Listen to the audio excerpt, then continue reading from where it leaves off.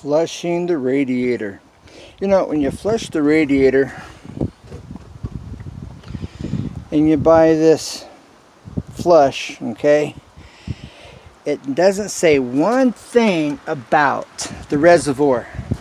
Now this reservoir right here, nowadays on these new cars, they get cruddy down on the inside. And there's just heavy goop that can build up in there from the radiator antifreeze, and you know, the metal from the motor, you know, mixes and you get the sediment down in here, you know. It's really not a sediment, it's kind of like a rubber kind of a substance from the radiator fluid, antifreeze, but they don't tell you anything about cleaning that out. So if that's not clean, it's going to take the debris from there, go into your radiator and clog the holes up, the ports that go down through the radiator on the inside, the channels. And it's, how do you get in there? What are you going to use? Well, I have a very simple solution here, and it is a power nozzle. Okay,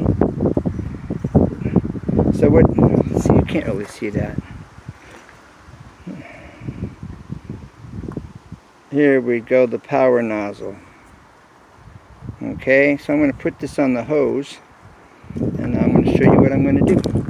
So bear with me. Alright, we're going to give you a view of the great outdoors here while I'm getting set up with this nozzle.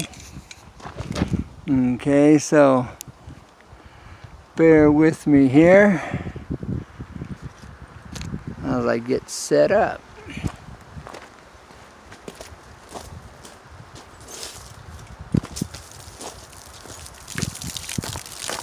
Now, for many of you, you know, you want to put your nozzle on the end of your hose. You got to folding it at one time doesn't always work, so you got to do it like twice. But for those that don't know, that'll be helpful information for sure. Okay, what is it that you're not told when you go to flush your radiator? The reservoir. I lost footage. I'm really frustrated, but I took the water hose with the power nozzle and I put it down in the hole, and I, you know, moved that around and let it fill. I drained it, and I put a hose inside and let it fill, and I also put another hose inside, and I got a siphon and I siphoned it out, so as it was filling, it was also siphoning straight out through a siphon hose. Okay, and then I pulled the hose out, I let it completely finish siphoning, I put the hose back in, you know, sprayed around, and all kinds of goop bubbled out of it. And so unfortunately, you missed all of that, and that's the frustrating part about this. I was really wanting you to see the demonstration. Losing that footage doesn't help. So I do have some sediment that I will show you right at the end of this video. So stay tuned. Okay, now down inside here, it's looking pretty clean. If I reduce it, you really can't see in there. Not really. I need some kind of a light. Well, alright. Now I'm gonna do the flushing process.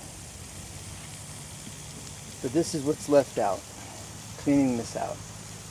There may be another way where you take it completely off the car, you know, and flush it out like that. That would probably be the easiest. You could even soak it in bleach. That would work out real well too. soaking it in bleach. But anyways, alright, well, take care, God bless, bye for now. And if you haven't subscribed, subscribe, share if you think it's good enough, like, and leave me a comment. Let me know what you think. Do you know of a better way? I'm all ears. Alright, bye for now. Looking forward to hearing from you. And God bless. Bye.